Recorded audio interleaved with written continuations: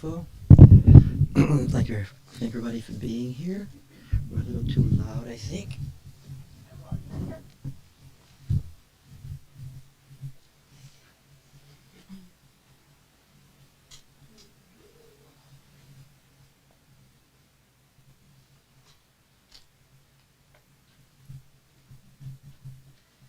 So, welcome everybody. First we'll just close our eyes a little bit and move free awareness to become aware of its own self. That little space, little pause, a push.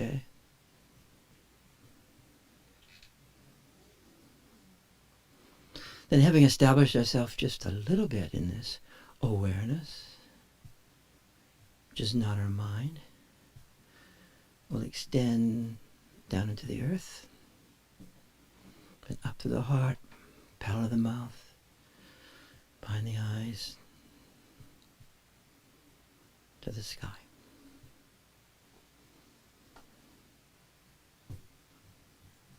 To our hands, embodying this awareness, embodiment.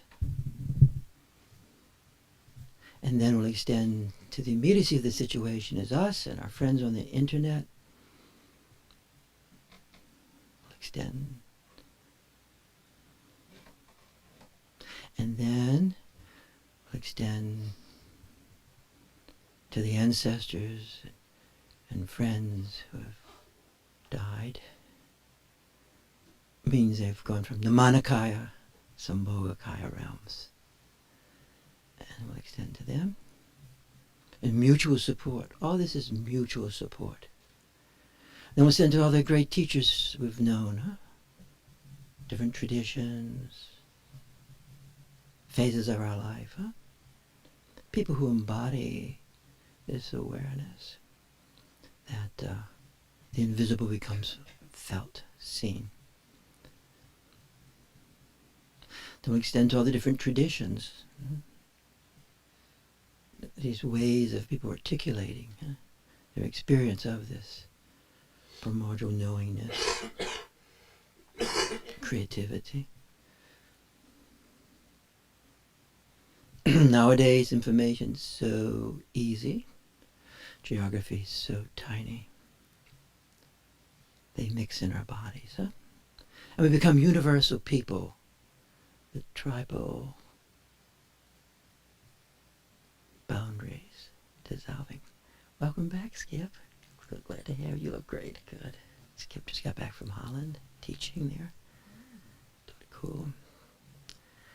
And then we'll extend to that dimension that is archetypal, primordial.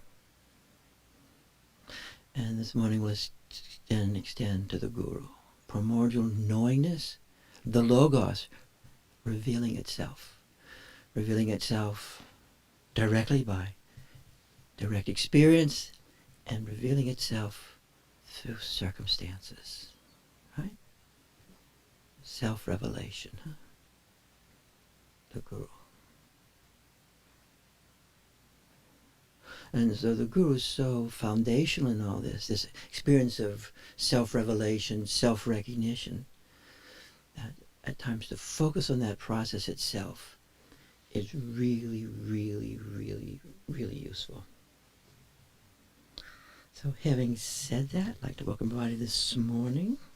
And we're going to jump right back into that pot, that little stew we've been stirring together. And without disturbing things too much, I would like you to pair up with someone, since two awarenesses are sometimes better than one. Definitely not all the time though, right?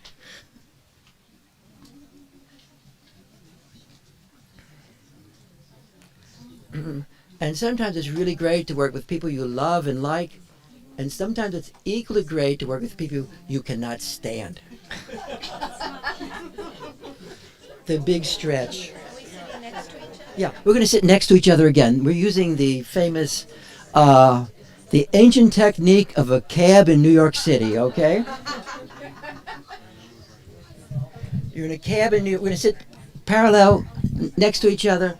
You're in a cab in New York City, okay? And two, we want to just do twos, okay? We really want to do two. Okay, Lynn, why don't you sit right here, hon? But you're not going to sit next to me, hon. You just sit right. We'll do it this way. Okay, you guys move down. Okay. And you guys on the internet, you guys can choose someone also, okay? And they can sit here. So here we go again. So we're entering in awareness with each other. I thought last week was really wonderful and fun.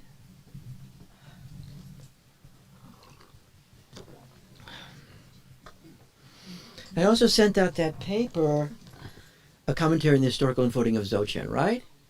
I would like everybody to read the paper. I know it's a terrible thing to ask you guys to do.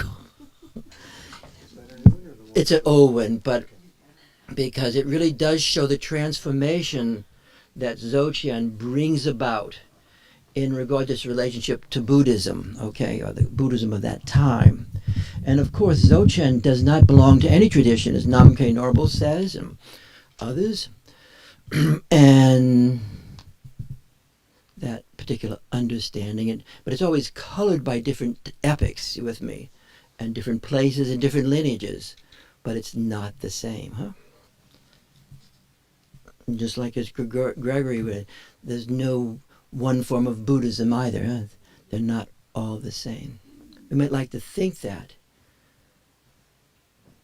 but actually there's always difference. And that's where our challenge is, and the differences, to experience non-duality within duality, right? So the Commentary on the Historical Unfolding of Dzogchen, if you guys would not mind reading that, I would like everybody to read this, okay? Because without understanding, you wind up being a parrot, ultimately. You with me? You just can't, without your own understanding and your own wrestling with understanding, you will wind up being a parrot, you know? I always loved in that movie Spotlight, when the bishop is being confronted by the reporters, and he says, with this famous Irish accent, "Have you forgotten your catechism, laddie?" Have you forgotten how to think, lad? That's the real implication. Don't think. Don't think. So with that understanding, we're going to enter into this mysterious conjunctio. And this little topic today, and you guys lean into me, and I will do a better job. We'll lean into each other, because there's this power of awareness, which is not quite the same as our mind. We integrate our mind into it. But the power of awareness is liberation, ultimately. So this is about the vital energy of embodied awareness, and it's called Phenomenology of Invocation. Because within awareness, as we enter awareness in this world with each other, there is a power of invocation that arises for everyone. You with me? For every human being. And there's powers of self-empowerment that arise when you go into awareness. Or as it says in that great song of awareness, if you're in awareness even for one moment, it's as great as meeting all the great yogis of all the times, right? Because what makes those yogis great is they actually have awareness arising in them. This is the shortcut. Direct. So with that, we'll focus with each other, and I'll chat for a little bit. But as I chat, you're going to be taking this like little pointers, and you can be doing it with your companion. The embodiment, and this is a path of embodiment. Dzogchen is not a path of dissociativeness. It is not a path of dissociation. It's not even a path of altered states. It's a path of the natural state. It is a path of embodiment. It is liberation through embodiment. this is relatively late in the unfolding of history of liberation. Perhaps Heraclitus was the first in around the 4th century who did not take that path initially, Heraclitus, who would go and say, into the marketplace, infinite oneness and infinite difference. And regards his wife sent me the dissertation on Heraclitus. I'm re-entering Heraclitus in his relationship. So, embodied awareness is a way of understanding the body. So the body is not simply the external body. I'm touching Lynn, but this is an external touch, an external body. And that shifts from being an external touch, an external body, to it where it becomes the lived body. The body is the lived body, and the touch becomes through the body. Both the 9th century Kashmir philosopher Abhinagunta and the contemporary French phenomenologist Merleau-Ponty have similar views of this lived body, or better, lived embodiment. A person may have the most beautiful, externally, objective body, but minimally lived in. Embodiment allows us to understand and conceive and experience the body as a way of living, experiencing, and perceiving actually through the medium of embodiment. It's one of the things that Dzogchen emphasizes, is not just perceiving through the third eye, but actually perceiving through the body.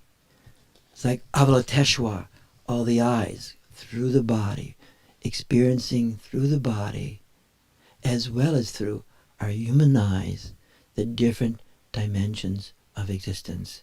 That's why they have these little channels, like the Gati channels that come up, right? There's a physiology that supports this. But a lot of these physiologies differ. The body is the medium of the field. It's a Merleau-Ponty phrase. So if I'm in the field, more or less I'm going to be in my body. And if I'm not in the field, I may not be in my body, right? This is not only one way of liberation. It is not the way, but really it's a very contemporary way. It is not particularly a monastic way. A person perceives not simply through the eyes and ears alone, but through the whole body. And perhaps we're doing that right now, as we extend and resonate to the person next to us and beyond. Because the person next to us can be a doorway into infinity itself, just like our own awareness is.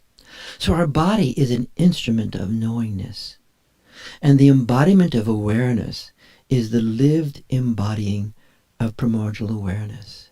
That's why if in my mind alone, I may be really out of my body, very dissociated. I have a super duper strong body, you with me? I work it like an animal, but yet I'm still not embodying it at all. And so this topic makes no sense at all. I don't know what this guy is chatting about, because I know through a thought, I know through a certain type of visual look that's external, object to object. I know how to hear sounds, but this type of perception, this felt sense, unless I become aware of awareness a bit, it's foreign. The embodiment of awareness is the lived embodying of primordial awareness, both within us and around us. This liberates us being in the world. The embodiment of awakened awareness, as this awareness awakens, it pulsates in resonance with and with being itself. And the theme here is that being is completely close and completely obvious. is not as some would have it. It's very far away, unknown, and unexperienced. The embodiment of beingness, the knowingness of luminous, spacious awareness embodied, is an existential and foundational experience when that takes place for us, even if we're little babies. It's like, aha, when that happens, aha, I am, aham, I am, I am. The felt sense of embodied awareness is the felt sense of the embodiment of being. The felt sense of this embodiment is experienced as the realm of the subtle energies and the realm of radiance and the realm of resonance of the non-duality through the expanse and the extension within dualistic experience itself. Within dualistic experience itself opens for me the non-dual moment. Awareness embodied transforms our way of being in the body. So awareness embodied transforms my way of being in the body. Even if I'm only in sensation, I'm locked into sensation, I'm really a sensate character. And yet, the day embodiment opens up, then sensation itself is now infused with awareness and the light. Amrita. Awareness embodied transforms our way of being in the body, and our body becomes the medium of awareness, knowing awareness as being in oneself and others. We can actually feel our companion. We can touch them, feel into them. Through the body, the field opens up when awareness is there. Body, mind alone, not always good neighbors. Body, mind alone, not always good neighbors. Body, mind, and awareness. Then awareness holds them, integrates them into oneness, into non-duality, intertwining psyche and soma. The embodiment of awareness itself brings forth the deeply felt sense of being, of our own being. The being I'm feeling is I'm experiencing the being of my own being, which is actually being itself. There's always this play, being a being who is being itself. Being a being who is being itself as myself. Embodied beingness is the experience of pure presence, pure spaciousness, pure luminosity, pure openness, and the pure pulsation of the energy. Energia. The embodiment of awareness brings a sense of protective porousness. It's very paradoxical. When you and I are embodied in awareness, the very fascia itself becomes fluid and open and porous. And yet that openness, that porousness itself is protective. And it brings us into the field of energy and nutrients from the environment itself, right? That's why the great yogis practice, or those with Yen Chin, who would practice entering the field and experiencing the nutrients coming through the field itself, through the chi in your own body, Say yes if that's making sense. Yes. How is it also protected? Who's answered the question? Sorry, Jeff. That's okay. We'll go into that, hon. If you could feel that right now a little bit, you will feel protected. How it protects you one way is that you're not in isolation, and you're in the world, and you're in the field of the world, and you're getting energy, not just because you're eating your own organs up, which people do. I'm serious. Energetic-wise, we dissolve our own organs, but you're feeling the chi, the energy of everyone around you, right? Even at this moment, You can be in a solipsistic state, utilizing your own organs, right? Or you can be in the world, and I'm experiencing Skip and other people, right?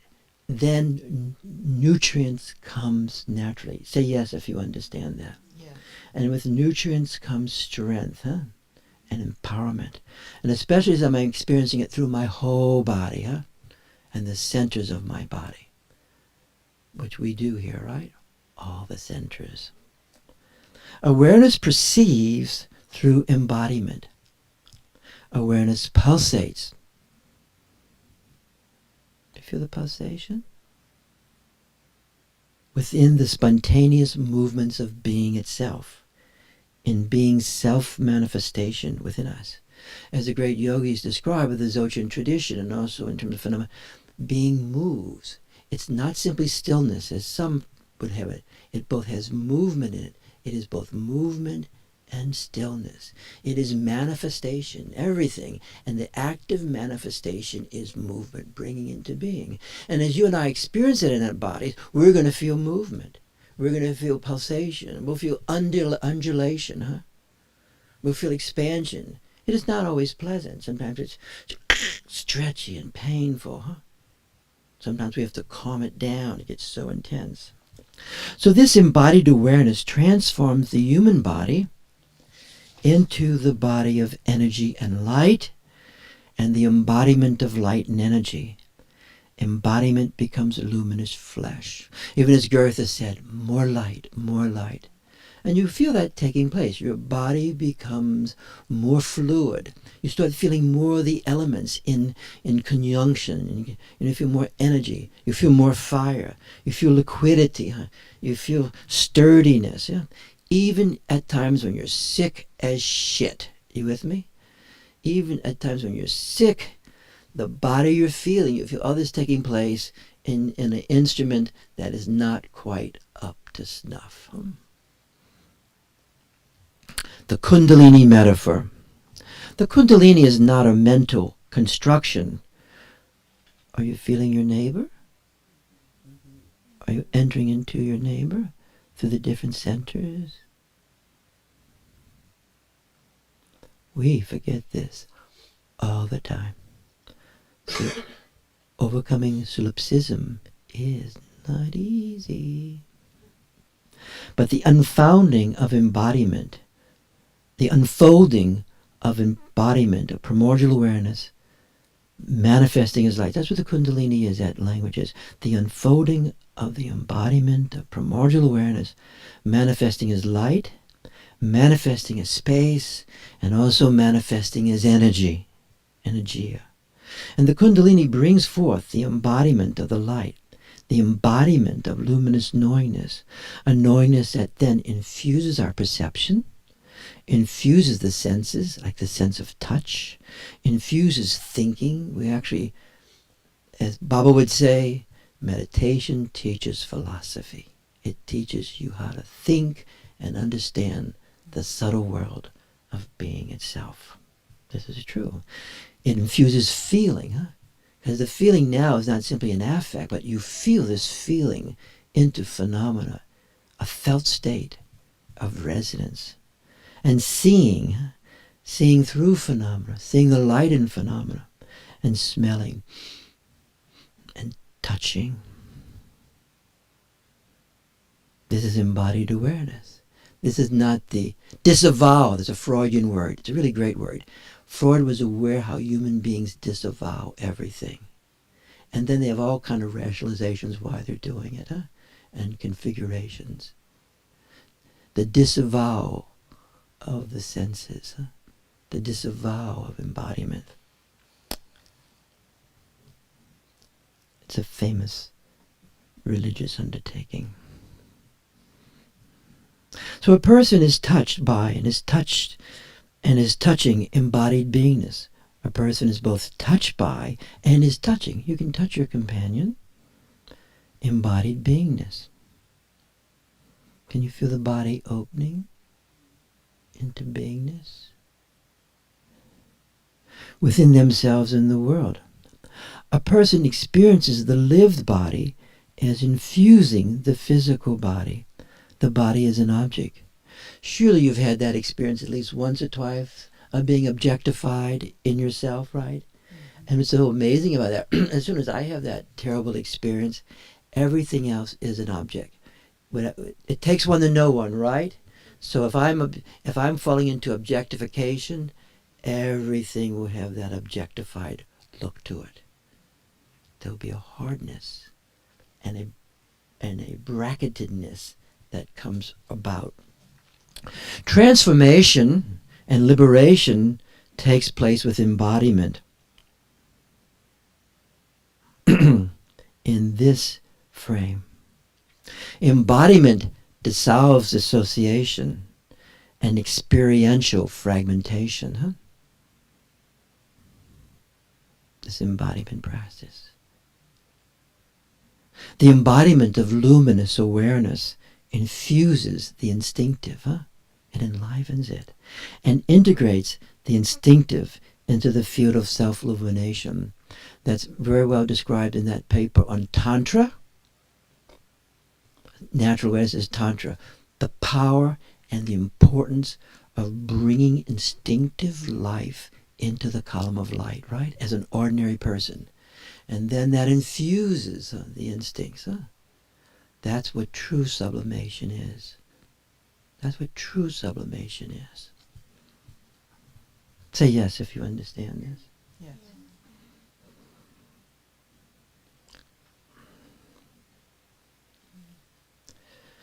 The resonance of awareness is luminous, and this vitalness supports life, supports us in illness, supports us in demanding and saturating circumstances. In the beginning of that chant, we're singing the one, how does it go? Tara, we just sang it. Gudeva Ramara Prayara. And it starts off invoking the Guru, and it says, you are the support of life. My life, you with me? They're not talking to me about a person here. They're talking about the essence of this arising energy is vitalness itself. It is the life itself arising. And you are my body, and you are my body. That's how that chant begins. You are my embodiment. Shaivism is an ancient embodiment process.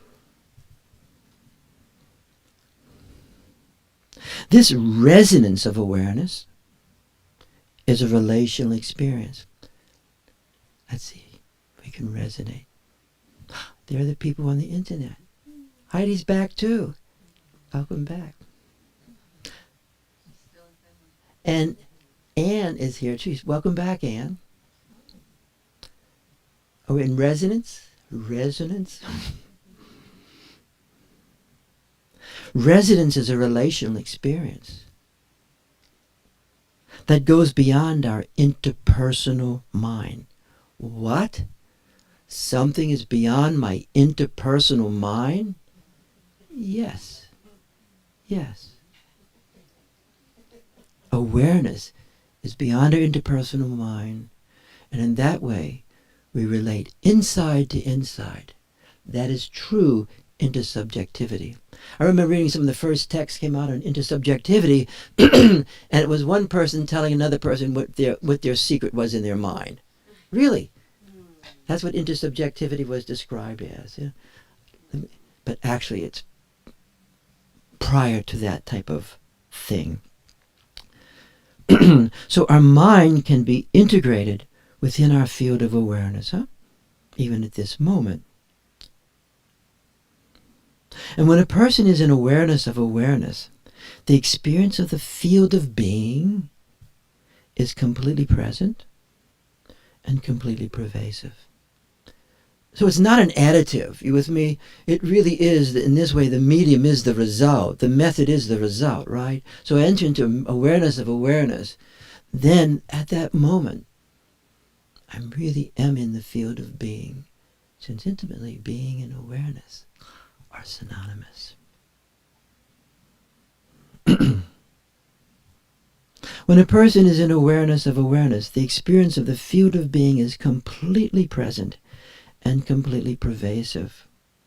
In this awareness field, we may experience, so in this awareness field, we may experience the singularity of a person, or the singularity of an event, or the singularity of a thing, as the very manifestation of the field of being. But it's not just wandering around drooling, right, in some kind of spaced out state. I'll have another one, please.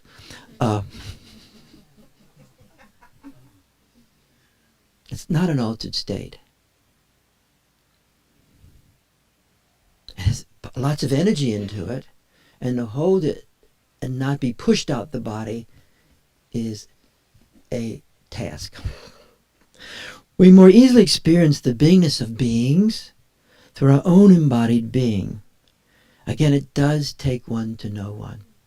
If I'm experiencing my awareness, I'm in this awareness field, I'm experiencing the beingness of being as my own being, and I'm with you or this group, then I start experiencing the experience of the being in singularity of a person. Singularity is important, right? A person's whole life can be built around singularity, right?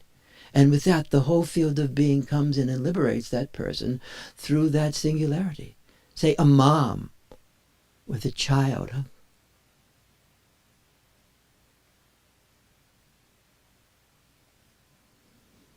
We may easily experience the beingness of beings through our own embodied being. It does take one to know one. There is a spontaneity of experience that reflects our experience of the spontaneity of self-arising awareness. So awareness is self-arising, and it's always self-manifesting as us. Primordial awareness is self-manifesting as us. And as we're in that attunement, then our life becomes spontaneous in the moment, even if we've been sitting in a spot like for hours. The fusion, good word, the fusion of the field of being within our embodied personal awareness brings forth the bliss of samadhi. Doesn't mean I have to have my eyes closed and sitting on a little cushion, a green one. Or should it be a red one? The fetish of a cushion. Cushion fetish. Cushion fetish. Sound like a little sexuality in that cushion.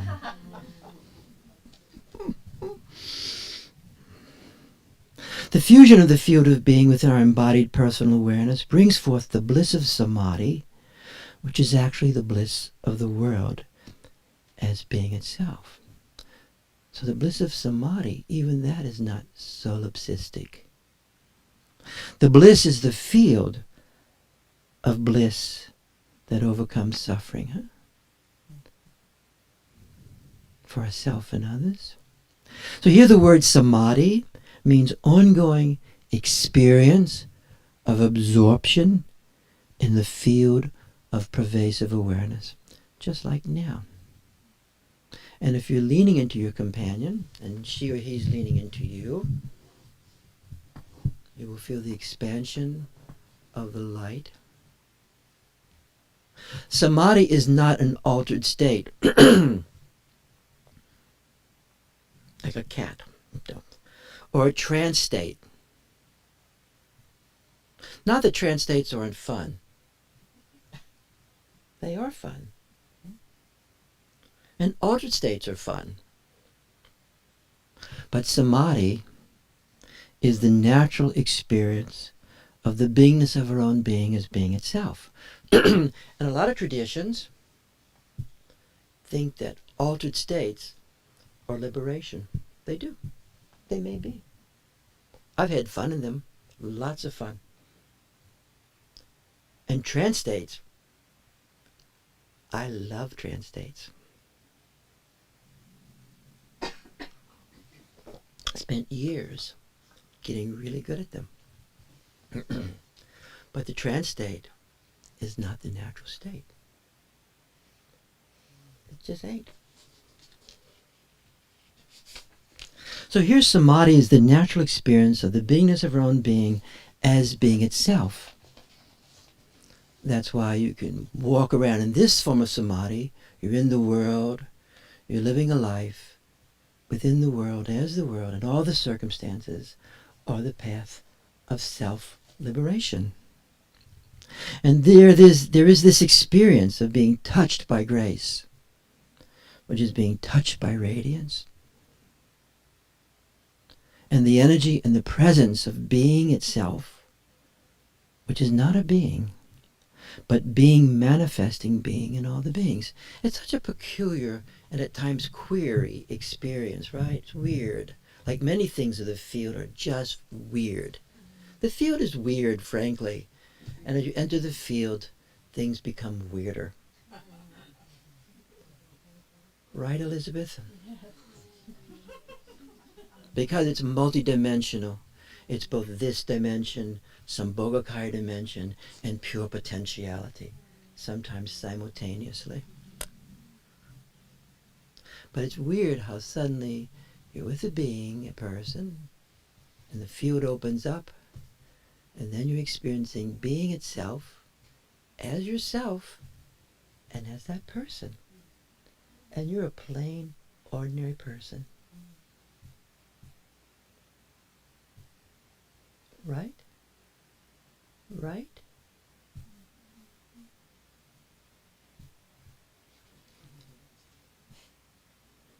There is this surging of being, this movement of the ocean, and the waves are connotative of the experience of the unfolding of the primordial self, primordial openness, self-arising awareness in us and us. So all this movement, that's why the sea is often a great expression of this, huh? The water element.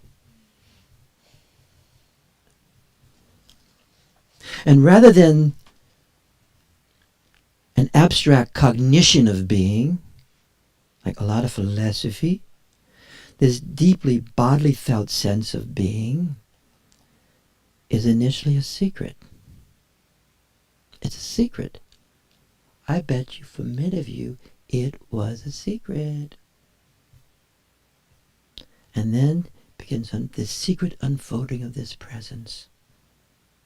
And then becomes naked awareness. It becomes openly being itself as us and as the world surrounding and embodying us. Because we're embodied by this world. We actually are embodied by this dimension, this loka of earth, this Gaya, is where embodiment takes place. This is the realm of liberation for us, this dimension as earth, flesh, cars, Trumpo. I'm starting to feel affectionate for Trumpo. I don't know. I don't know why. You know? Sort of like King Lear. So the touch of embodied awareness. So the touch of embodied awareness is a touch of being manifesting through a being to another being as the field of being itself. I'd like to read this again. The touch of embodied awareness, you guys all know this, I'm just filling up space. The touch of embodied awareness is the touch of being manifesting through a being to another being as the field of being itself. Say yes if you know that. Yeah. And even at the archetypical level, if you have the good fortune of the archetypical being manifested around you, which we all do, you may feel the touch of the Dakini, which is the touch of a being manifested by through being in that moment, huh? This is a fun path. This is not particularly dreary. Vitalness as forms of experience. Vitalness is a form of the field. This is really good to know, especially if you're getting really fucking old. You want to know this. Now, if you believe it, it means nothing. So, vitality, Melina and I'm getting distracted here. We'll into the field again. Vitality permeates the field of awareness as the field of being. What? Yes, vitality permeates the field of awareness as the field of being. Vitality permeates experience. Even now, if I feel a little bit more of the awareness you guys are extending to me, I become more vital. I do. The subtle inner intensity of the field of awareness creates vital forms of experiencing. You mean I'm not just this chunk of meat and some kind of way four deep away is Dharmakaya? Or even some Bogakaya, four away, and some kind of way Nirmanakaya is around but not experientially? No, just the opposite. Just the opposite.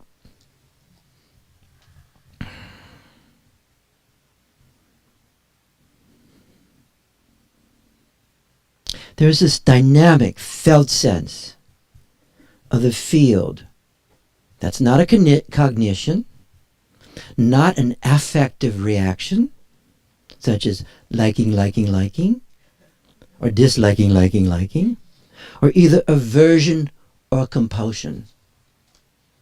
Not all aversion and compulsion. And the field of awareness, or the awareness field itself, is the unfolding course of vitality and forms of vitalness. Even I'd say this, you can see the arts emerging, right? You can see the aesthetics of art and sound and music and dance and play. Yeah? Within the field, as the field, there's a sense of being informed. For some reason I love this statement. Within the field, as the field, there's a sense of being informed. A felt sense that's not an emotion or an affective reaction. There is within the field, as the field, a felt sense of knowing that is not conceptually based, but is direct and unmediated knowingness. It's in your face. It's in you as you. Awareness manifests vital forms of experiencing. And this is the power of the field of embodied awareness. In truth, as Merleau-Ponty describes the body as the medium of the field, embodiment is the medium of the field of awareness, the field of being in us as us. Awareness is being's knowingness. And this is really the most important thing I'm saying this morning.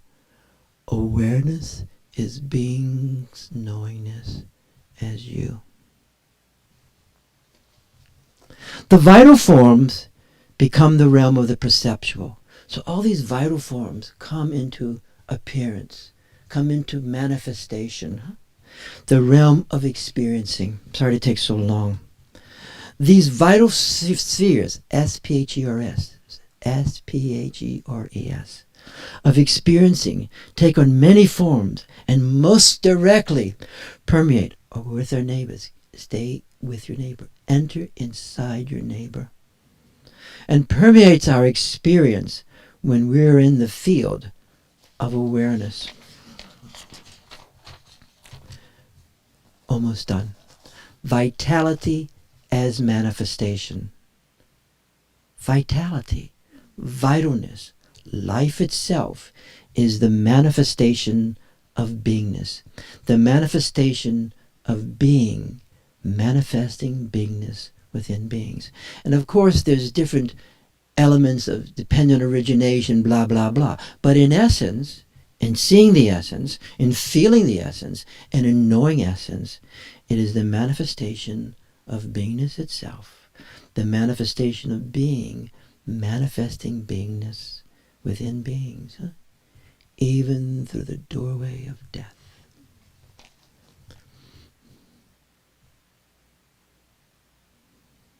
Vital forms manifest the beingness of being. These vital experiences are within the boundary of being as psyche and being as soma. And these vital experiences are within and permeate the boundary of the ontological and the ontic. Ontologic is being, ontic is mind, ontic is psychology, huh? Heidegger made this distinction, huh? There is this intertwining, wonderful word, isn't it wonderful word? This intertwining of the psyche and somatic actualities of embodied awareness. When I'm embodied awareness, there's this intertwining in me of psyche and soma. They're not so split. And this intertwining of mind and awareness continuum, this intertwining of soma psyche continuum, we experience our sense of innermost awareness as the light of vitalness. And vitalness is often experienced as the movement of light, the movement of energy, and the movement of the vibrational dimension of subtle embodiment. Huh? We experience different and various spheres of the experience that are forms of aliveness, vitalness, and luminous energetic vibration.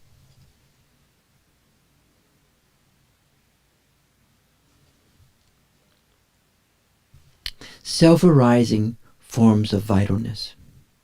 There are self-arising forms of personal experience which are expressions of vitalness, like well-being.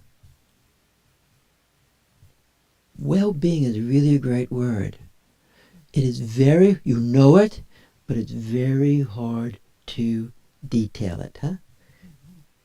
Well-being. The sense of wholeness. Totally wholeness. Like totalness. Carol described it that day. You're in it, you know it. But the details, there are no details for it. The sense of fullness. Other than after a good dinner, but the sense of fullness, huh? The fullness of being, huh? The sense of unboundedness, the sense of flowingness. Huh? These fields of experience are not motivations, or they're not drives, they're not cognitions, nor are they emotional discharging, right? You're not discharging in this dimension, huh? You're in resonance.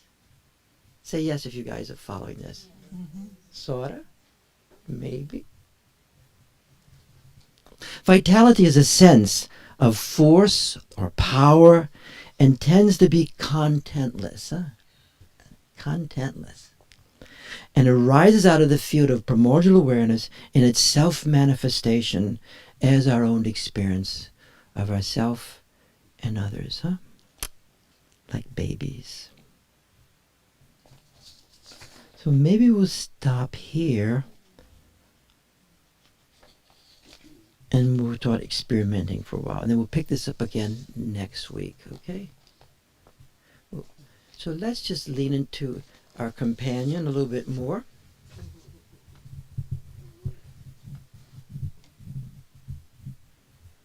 We'll go into the paper about invocation because we all are learning. You can enter into it. There are two aspects. One is access and the other is resonance. So first is how to access this, right? Unfortunately, there's no one ritual for accessing awareness. We've all known that. And we all have our little ways of entering it, huh? A classical way is you suspend your mind a bit and you become aware of just a little bit of that awareness as you step out of your mind. And then it expands.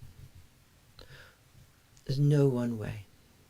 Do you feel like you're in awareness at this moment? Say yes if you are. Yes.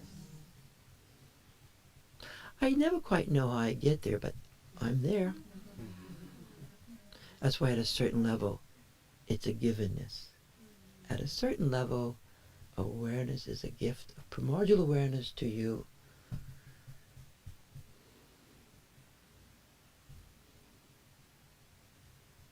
And the more you attune yourself to that gift, the more it keeps manifesting.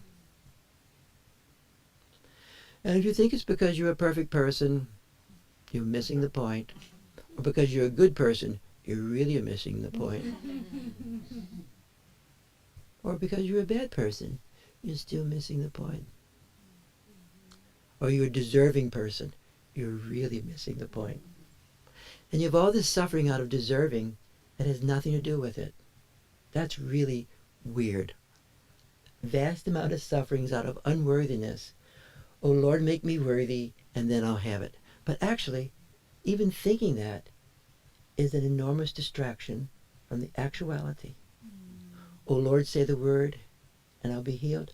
That is not necessarily a good statement. I mean, it might be for some people, but for some people, it throws you into a dog state. Mm-hmm. That's why Jewish membership would say, stop begging. Please just stop begging. Please stop begging.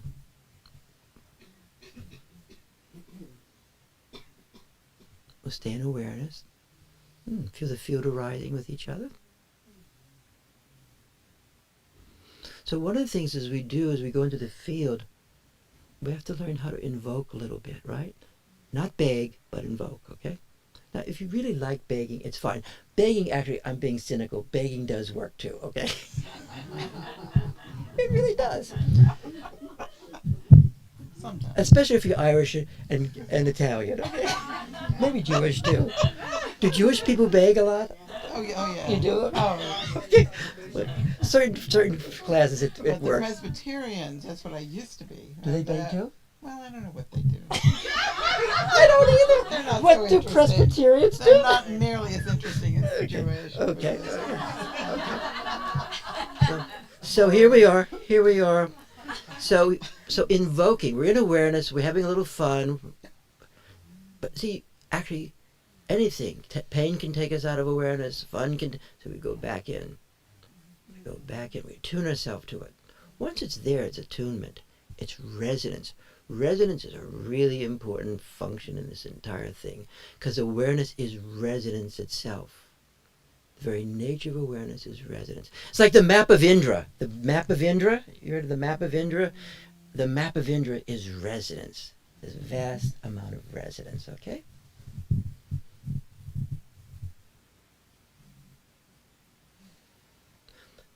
And resonance has a dimension that is called extension. So through the resonance, you can extend the light of awareness into another person. You can even extend it into their present moment. You can extend it into their past. That's really good to do when there's unbearable suffering. And you can extend it into the future of that person. I always knew this was true. Then one day I heard Yangtang Rinpoche confirm that. I was so happy.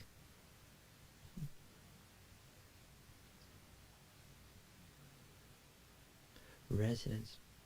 There's another aspect of resonance, where you amplify it, you intensify it.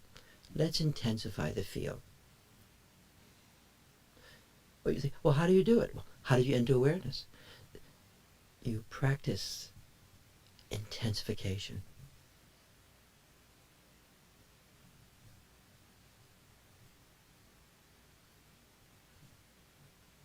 Intensify it.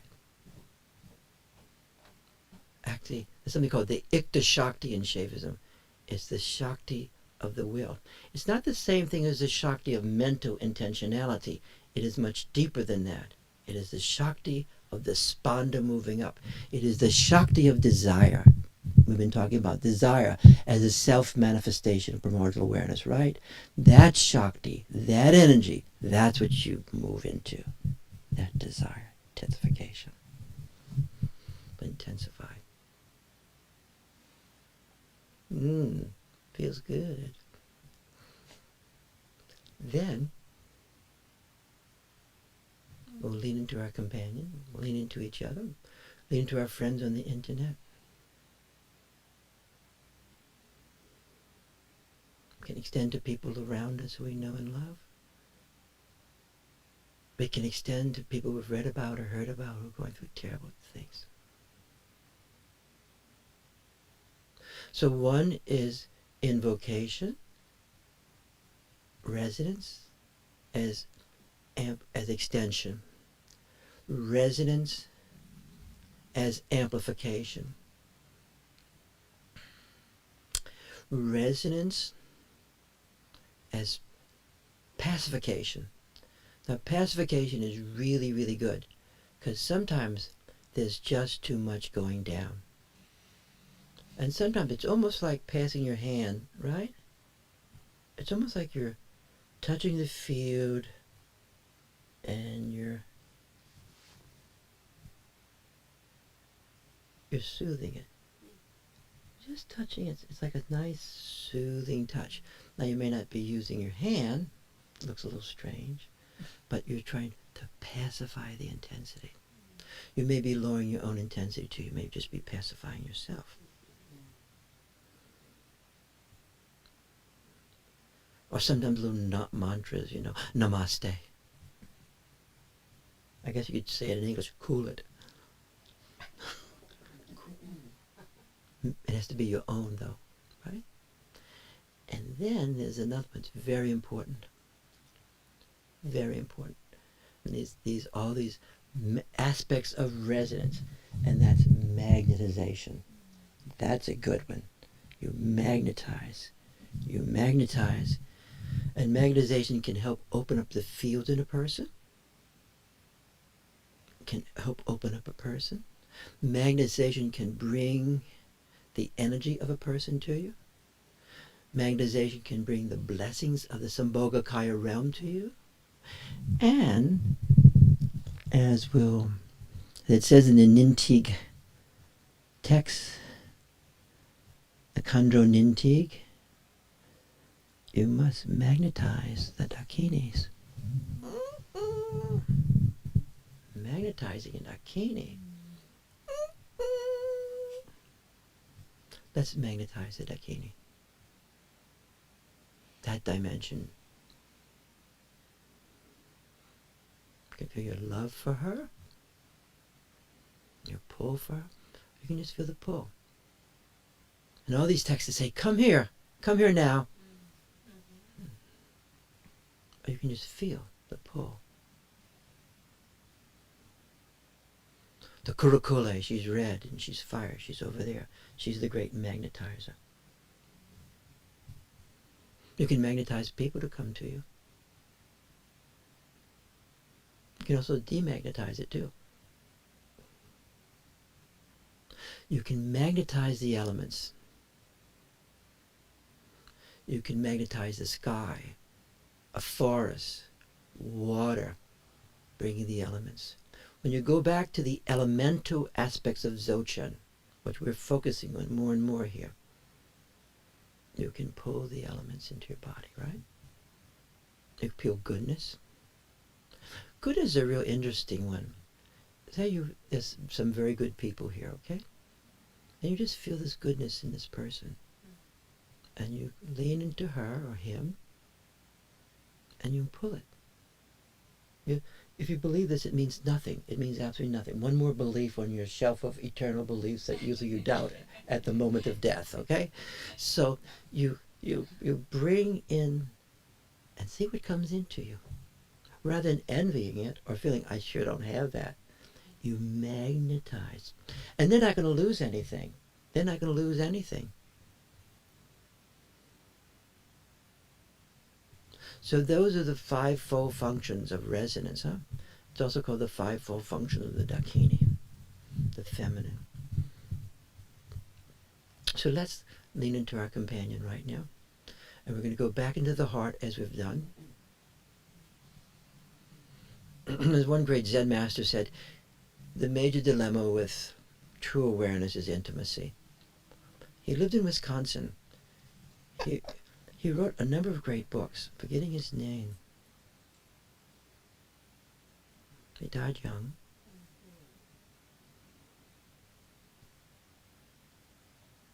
Let's practice magnetization.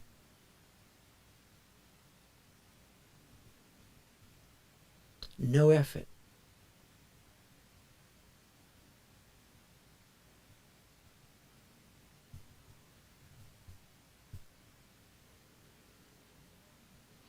Let's magnetize our companion.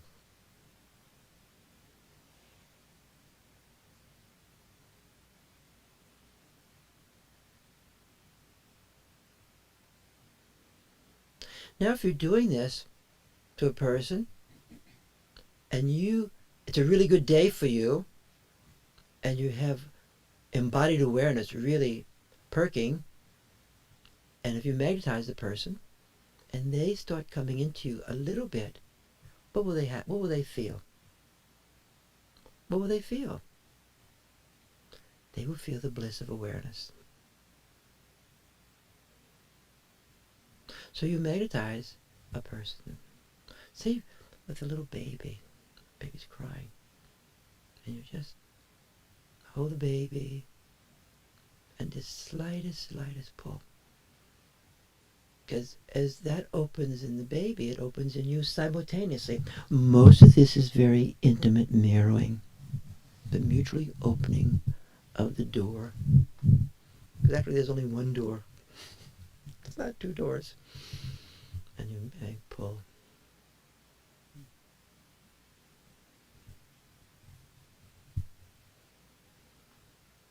Let's magnetize the heart center. And notice how that happens. It starts going down your body, and the column starts opening up other places. Let's magnetize the Dantian.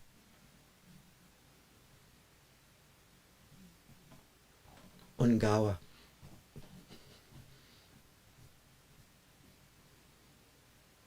Let's magnetize the Dantian of everyone.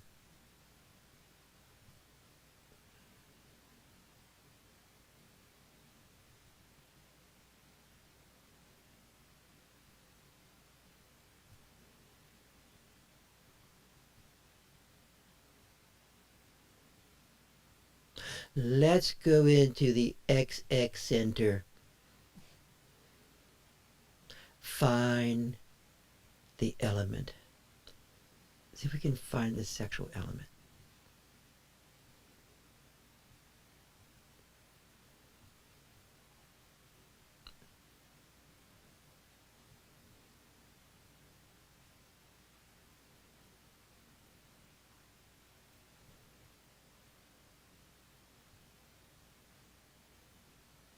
Let's magnetize it.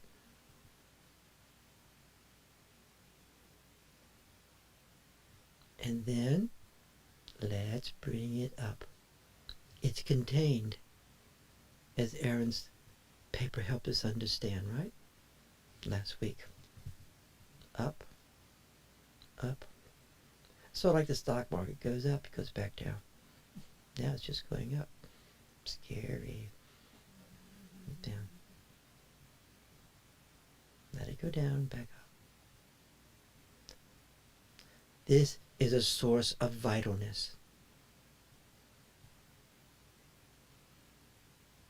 Though we call it the sexual element, that's with a small s, it is really eros. It's the big S. Eros. Vitality. Up through heart. Throat. Palate of the mouth. Behind the eyes. Forehead. Top of head.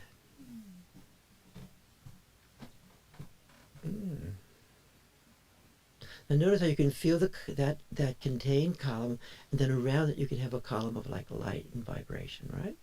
Say yes if you feel that. Yes. Cool.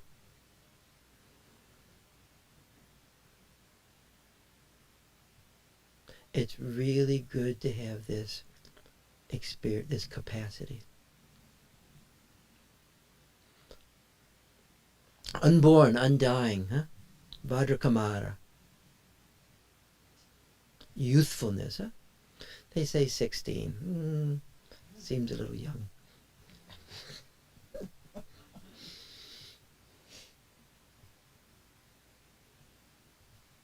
Holding it. Let's amplify it at the navel a little bit more. Power. A lot of spiritual people, their hearts are really, but the navel, the dantian, a little bit more, not as powerful. Actually, the Dantian supports the heart. It actually protects us. The lower air supports the Dantian, earth elements. Huh? And in this particular, what we call the sexual element, eros, has all the elements. Fire, water, earth, wind.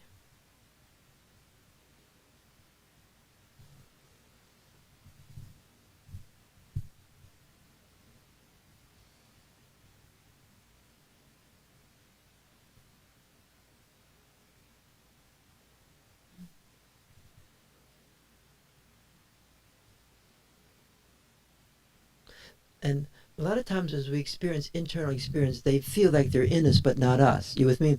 It's sort of like we own them. They're inside of it. It's sort of like, what's that movie? It's a scary movie.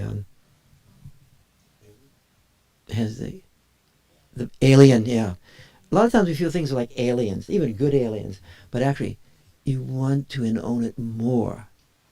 You want to feel your ownership of it as your own being. You want your own being to permeate it. That's why part of this expansion of the awareness state is the ownership of the body, right? It's not just inside me. It pervades me. You with me? Pervades. Say yes. So we're going to practice that one more pervasive activity. Bye, Marilyn. Let's extend from the column into our skin. This will help build the vas. It helps build what Anjou, the French analyst, would call the skin ego. It helps build the sheaths. A lot of wonderful people who are born with open awareness, but it hasn't been quite filled with all the stuff. They're very vulnerable because they don't have enough power. Or as they say in Qigong, a lot of chi but no gong. You need some gong. What's wrong with you? It's true.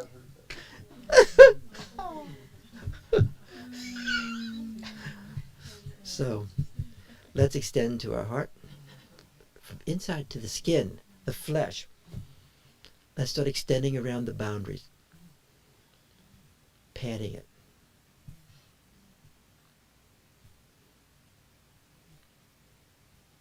All the centers, the whole body.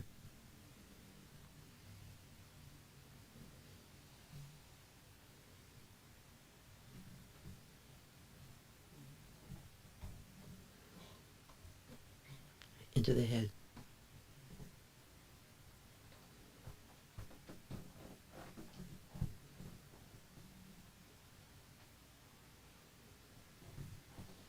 So next we will get back to this again. We'll go back more in the nature of vitality and how important that is to really keep things alive, and to keep the organism functioning, and infusing the organism, infusing the elements, infusing food. You know, that's why always in these little practices you have a little substance, you know, a little, whatever this, little tea. But but it's now infused with all that energy, right?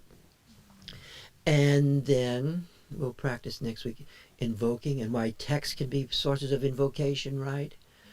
But not necessary. Or but ultimately, there's a great book called Civilized Shamans by Sanderson. A great, truly great person. And it's on the roots of shamanism and how to go from the Bon tradition into the Enigma tradition that were basically very shamanistic. Then as things progress, they're less shamanistic at times.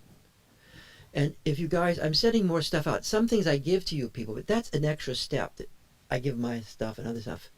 But sometimes if you go on academic EDU, I send all kind of stuff. You don't have to accept it though. It'll come to you. And I sent stuff on the historical Buddha out. I sent a whole thing on Abhinagunta out. I sent lots of different things out. Gregory's stuff I sent out. I think I'll send that to them. Did I send that to Mimi? Did you guys get that one? But if you go to academic EDU, you'll get this stuff without me having to make extra steps. So I think it's really good to study. You don't have to kill yourself. You don't have to memorize anything. You want to look at a text and see, just with some degree of briefness, does something come to me here? As I meet Not the text, but the speaker of the text, the writer of the text. Most important thing you want to do when you read a text, if you're just looking at a bunch of words, you're kind of a literary, concrete, operational mode. When I was in high school, I started trying to reach the mind of the writer. This is true, a true little story. I loved it. I would start having experiences. I'd read different things. And, okay, I want to go through the text to the author. I want to go through the text to the mind. That was the signs and symbols or indicating I want to go through that. Practice it. And especially practice it when you read a text, if you're doing a sacred text. Beyond words and letters is a transmission. Doesn't belong to any tradition. It's the very nature of human awareness itself. And that's the Buddha, or Shiva, or the Christos. So we're going to end up right now. So now I'm going to pass our little microphone, and we're going to be very, very brief. Okay, we're just going to be a brief little statement about what we're experiencing. Just brief, though. This time we're going to talk on this side, okay? What's happening? Welcome back. Yes, thank you. Howard agrees with you.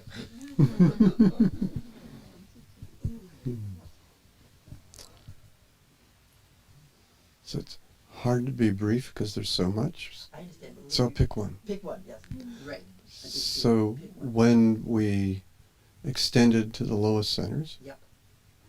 and then mutually extended, instead of first going up, the energy went down, Deeper.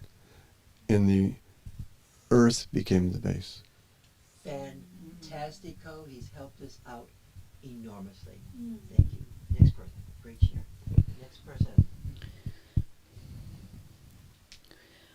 What I'm most aware of is the Thanks, Laura. the delicious intimacy of feeling the oneness, and all those at the same time, ironically, that within embodiment, the me-ness becomes stronger too. Yes.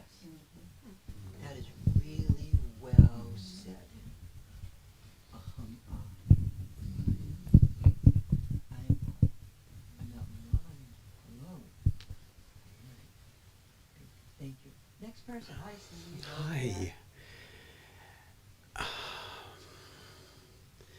It fascinated me when Skip was talking about the base, because I was not aware of a base. I was aware of the sphere just expanding, going more and more and more, enveloping both of us, enveloping everything, and it was at times intensifying it, at times, and it just all pervasive, energized and tranquil at the same time. But without that concept of sphere, I mean, without the concept of base, without the just everywhere. You're helping us very much, because these experiences have no one item. Mm-hmm. In certain ways, they're itemless, and then they start becoming form or item depending on who we are, where at the moment. So, for one moment, the base is completely it. And if another moment, then it's this vast sphere, S-P-H-E-R-E, that just infinite horizon to it. And so there's an unfolding of timeless awareness in time. So the nature of timeless awareness becomes in time, and in time it becomes more located. That's what I want to say. Is that okay? Yeah. Thank you. Welcome back. Thank you, Rudy. You've been away. I know. Yay. Yay! Oh! Hooray! Hooray! Hooray! Oh, thank you so much. Oh, thank you. While I was away, I thought of you guys all the time. You were, always especially moments when I really needed that support, I felt you all there. You were there. It didn't have to be physically present. And you never left here, you know that. Yeah, no, right. I never. Some kind of way here. I never left here. I feel very much at home. And sitting here with Steve in this awareness, and with all of you, it's, I was able to suspend my mind and just be in this moment, in this present. So glad to be back. Hmm.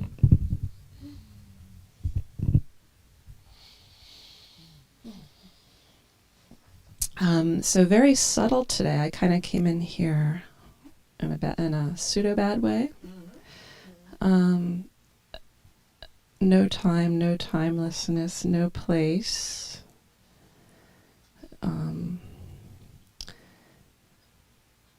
And I was amazed that following your instructions, something came out of nothing.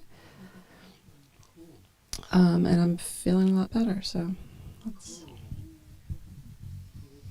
Vitalness, vitality really does help us survive everything. As long as vitalness is there, whatever that is, undefeated. Thank you so much. Next person. Two quick experiences. One, when you instructed us to extend into our partner as the whole universe, that they are the doorway to the whole universe, and I felt all that through Robin, with Robin. Enormous, the whole universe, beautiful. And then the one moment of many, but one moment of the extension into the sexual center, and it was just love. It was my heart love, and other things, but one moment of that.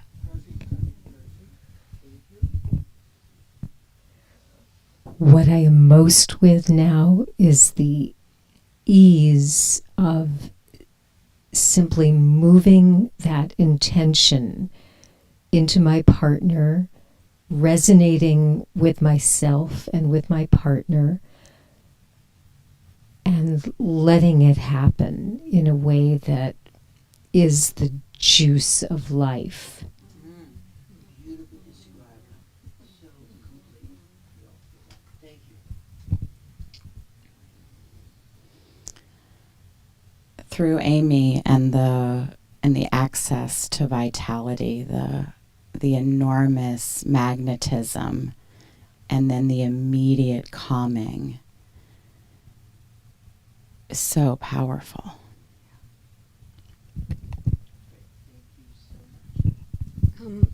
I feel like I went on a journey. We went on a journey, and things moved in different parts of my body, then energetically, and felt the heat, and then felt the magnification, and just all sorts of different things were happening, and kind of even leaning into the ages that he was, and just a whole bunch of stuff. Thank you so much. Great spot over there. Yeah.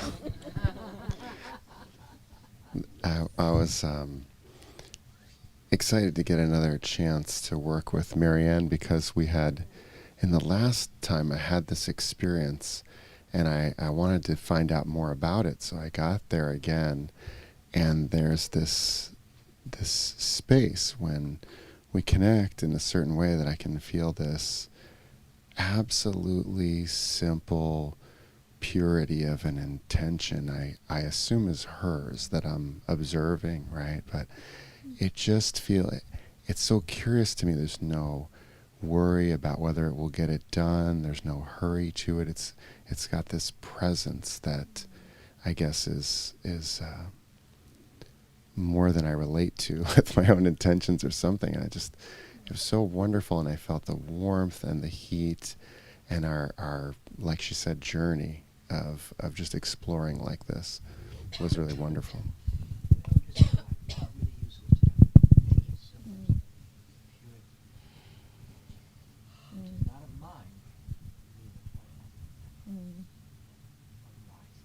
Thank you. Next person. Hi, Barbara. Hi.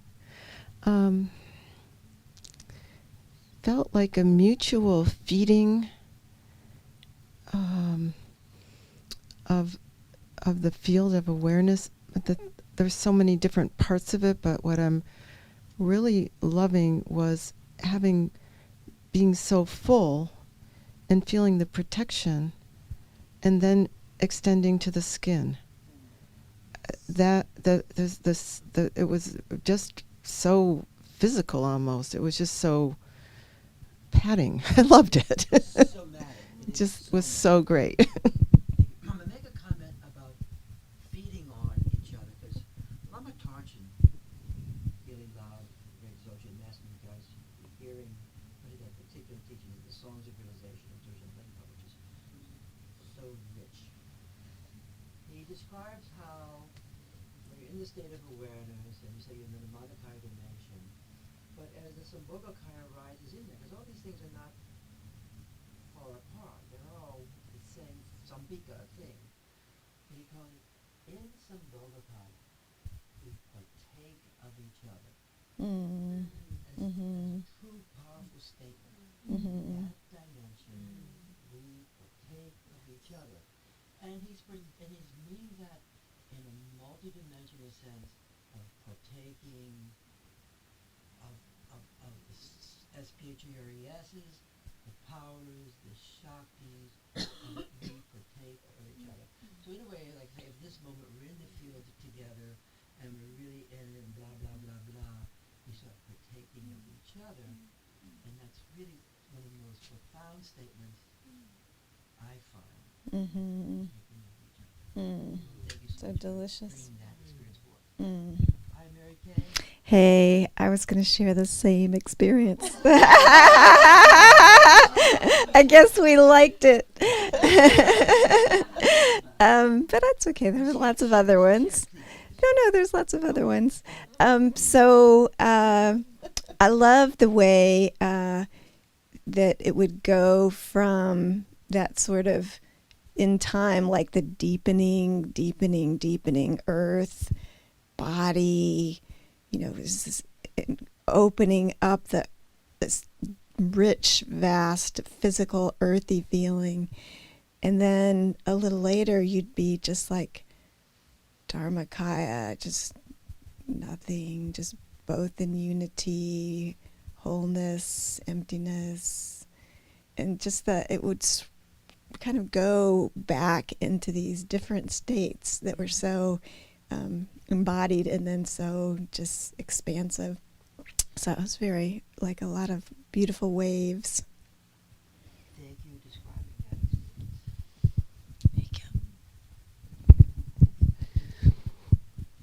experience. I was thinking, I was sensing that I can feel my presence most clearly with the other, with Diana. That the boundaries were sort of stronger yet porous. That's the great paradox. Stronger but porous. My self with another with heightened definition. Yes. Yeah, same idea. The variations that we have in our sensing, it's like Janie's got this incredible grounding and round, soft, clear, penetrating presence, and then my sort of juxtaposed qualities just sort of blended in with hers in the most delicious way. And the magnetization was really fun to play with. Really fun to play with. Blending of the qualities of the beings through being itself. It's a blending. Yeah. And with this blending, we can actually really have an exchange that our qualities of the other become more our own. Yes, really yes. Without undue suffering. Yes. Thank you. Yes, Laura. A lot of intense heat, really, really internally generating heat, and a kind of a shredding around the heart center. I think creating space, and the partaking is also the giving. So there's this real kind of woozy in and out all at the same time, the holding of the opposites. Lauren, it's really, really helpful for all of us because there is a shredding experience that you hear about, and you can actually feel something taking place at a somatic, subtle level of a shredding-like thing. Sometimes it's really weird, but that's a really way because the body of light, the energy, the vitalness creates the body of light. So all this stuff, and I wanted to bring a book down. I have it upstairs. I'll go and get it in a moment. Because I'm going to start showing you different books that have to do with the different ways we look at the bodies, the subtle body energies. But actually, the light itself brings forth the body of light. So it's a creative experience. It's not just like, open up and there's the sandwich, It's actually a create. That's why it takes time. That's why it takes time. The very holding takes time. The vase takes time, and it arises that way. Thank you so much for saying that for all of us.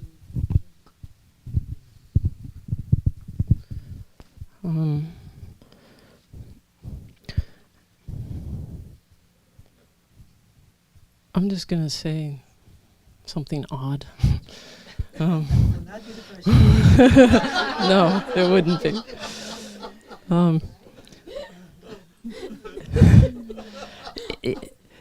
Indra is a snake who's is a snake. The eyes of my gaze catch this image, enliven and inform, so that the eyes of the image are my eyes too. They come together.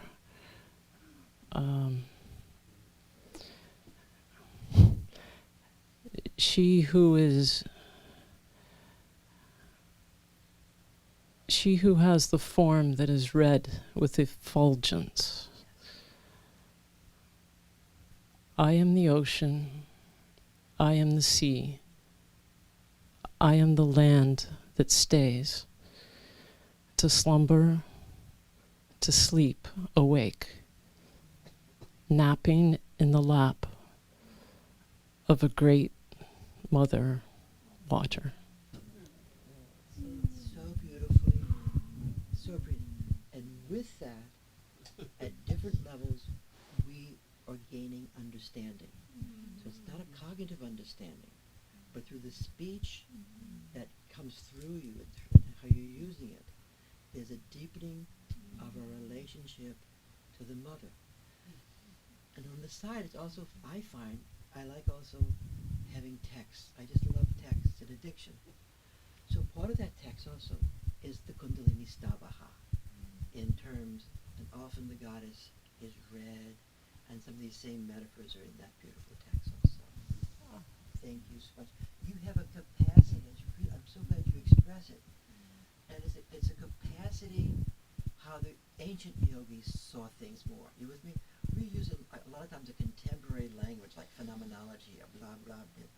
But the language that they used was the language of nature. You with me? And nature manifesting itself. It is archetypical nature. It is some Bogakaya realm and the Numanakaya coming. But it really is a really great blessing to have you here with us and expressing this is totally cool. Thank you. From the outset, as I connected to my partner, I experienced a pouring in of energy, and the entry point was my eyes. And then it went down, and it was as if from here down was the mouth of a river. And tremendous energy was pouring in, and I could feel how that was being, the conjunctio was facilitating that. And it went on and became more and more full throughout the experience. And there was a piece of guidance that it's not exactly clear, but when I got to the heart, I heard the heart is a threshold, almost as if the heart is the entry point where from which everything can blossom. And I saw a piece of land, and I saw the igniting of a fire.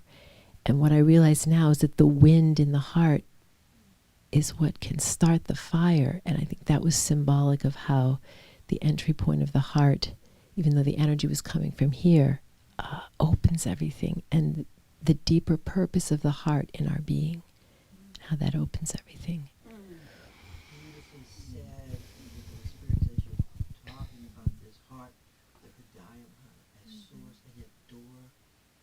We're just going to feel that with you and within you for a moment.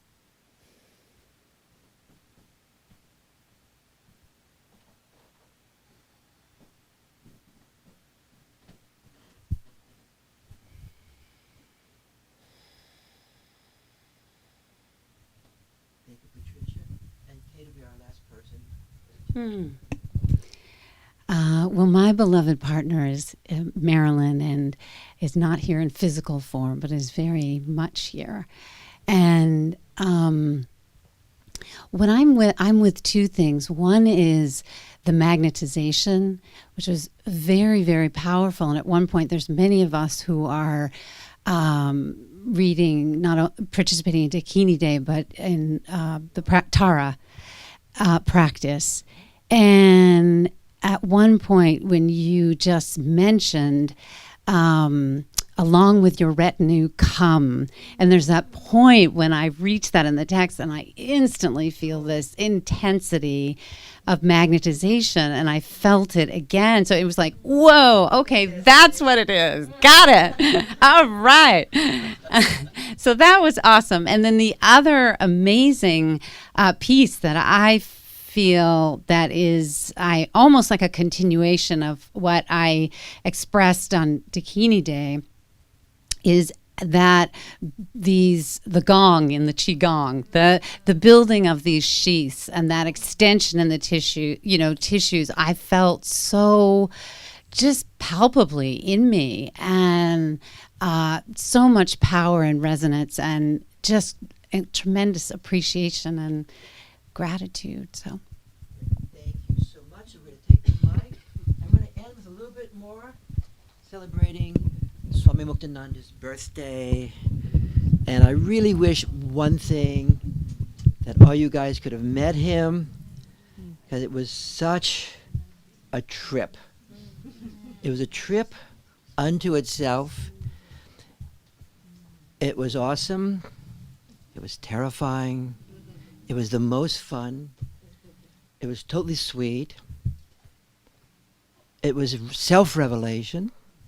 The responsibility was in your own self, not in him. Not in him. And it was a group of individuals. It was a highly individualistic group. You with me? It's a group of individuals. And with that, I'm going to put the chant back on. Here we go. And of course, this whole thing of lineages is very important, you know? And lineage, so there are a number of people who are within that lineage, and we honor that lineage. And so that lineage is up to, if you're a part of that lineage, you can be a part of it, right? It's not like you have to have a ritual. When you feel a connection to a being, and some of these yogis, you just suddenly feel a connection to them. You have no idea, why do I feel a connection to this yogi? And that's, you feel these connections, huh? They arise spontaneously. It's not necessarily past life stuff. It is the light of awareness resonating to the light of awareness. With that, we'll listen to, if our technology works here, we'll continue. And we can meditate for about 5 minutes, okay?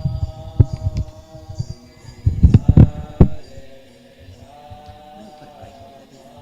That's fine.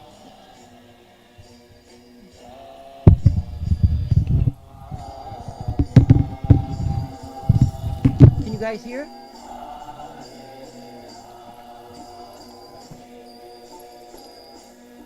We're going to go Swami Muktananda a little bit more.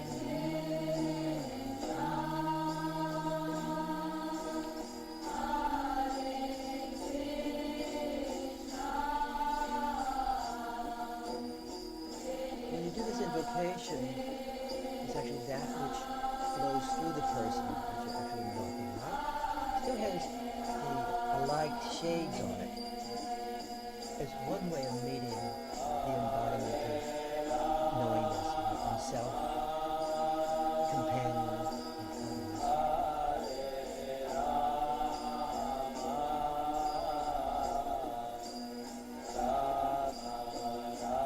There's also a great Baba was always a person. He was always an ordinary person. He was a wild person, magnificent person, but you would always see it as a person. Except at certain moments when we go into the function of teaching, then he would shift.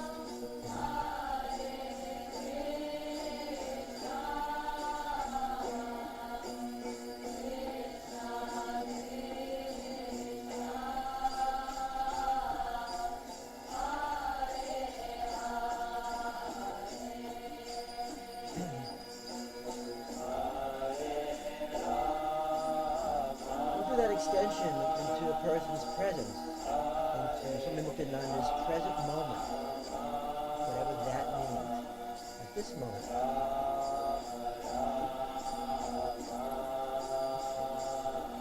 An extension of resonance.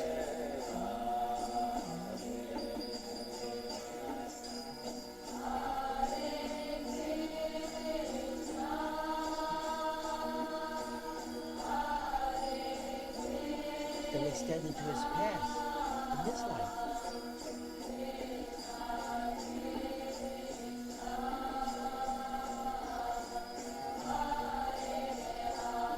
And then we'll extend into his future. Whatever that means.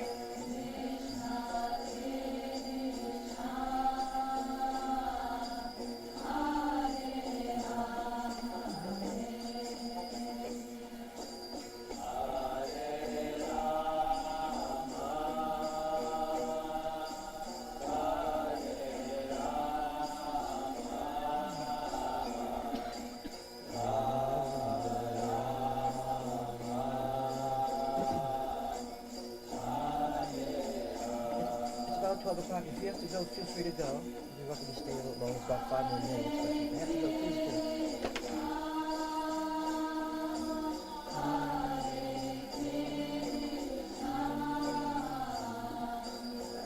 And Saturday morning, we'll have the Kini Day at 8 o'clock. Hare Hare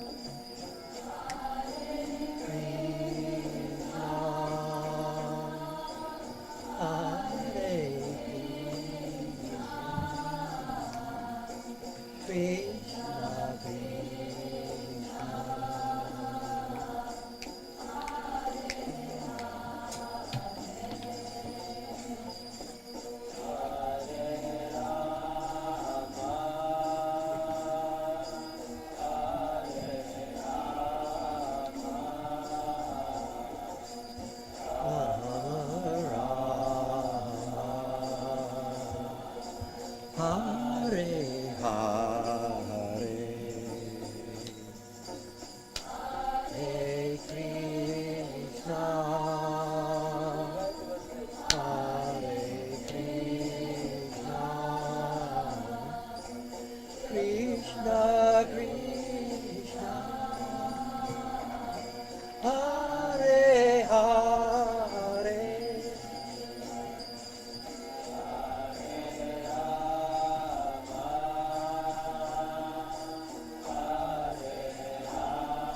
Rama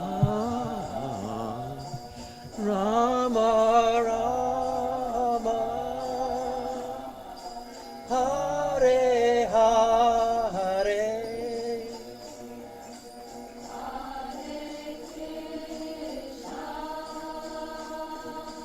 Hare Krishna, Krishna Krishna, Hare Hare,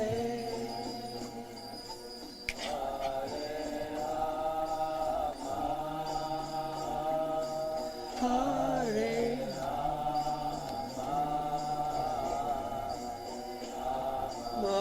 Rama, Hare Hare,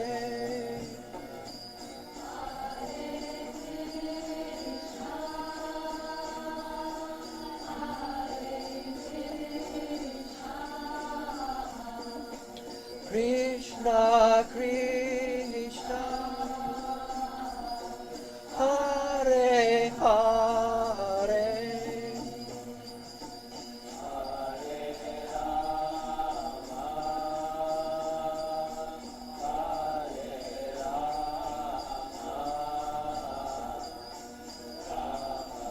Rama,